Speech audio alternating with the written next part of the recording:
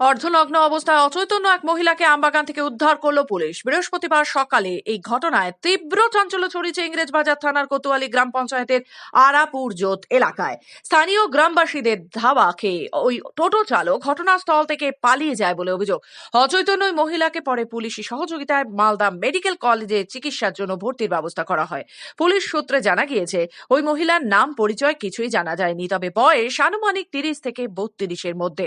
এদিন একটি টোটো করে আরাপুর জোত এলাকায় নির্জন আমবাগানে ওই মহিলা এসেছিল। তাকে ওই টোটো চালকই কি নিয়ে এসেছিল? যদি ওই মহিলাটি নেশাগ্রস্ত অবস্থায় ছিল, শরীরের পোশাক প্রায় ছিল না বললেই চলে। ওই টোটো চালক আমবাগানে মহিলাকে ফেলে যাওয়ার চেষ্টা করে। আশেপাশের কিছু মানুষ বিষয়টি দেখতে পেয়ে টোটো চালককে ধাওয়া করলে অভিযুক্ত সেখান থেকে পালিয়ে যায়। পরে পুলিশ এসে মহিলাটিকে উদ্ধার করে নিয়ে যায়। পুরো বিষয়টি নিয়ে তদন্ত শুরু করেছে ইংরেজবাজার থানার পুলিশ। আজ সকাল 8টা নাগাদ কোতোয়ালি অঞ্চলের জোত পেট্রোল পাম্পের পাশ দিয়ে যে ঢালাই রাস্তাটা গিয়েছে, ঠিক তার মাঝামাঝিতে একটা অজ্ঞাত পরিচয় মহিলার খুব আমাদের আপাত দৃষ্টিতে দেখে যা মনে হলো, মহিলাটি প্রচণ্ড নেশাগ্রস্ত ছিল। তাকে একটা টোটোতে করে একজনই ব্যক্তি ওনাকে ওই একটা আমবাগানে সকাল 8টা নাগাদ ফেলে গিয়েছিল।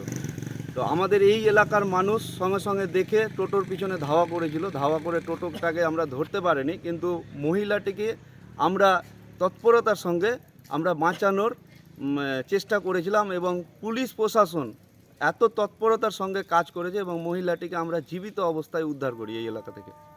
দেখে তো খারাপই মনে হলো কি, জামা কাপড় কাপড় তো ছিল, আবার ঢেকে দেওয়া হলো, নিচে প্যান্ট ছিল না।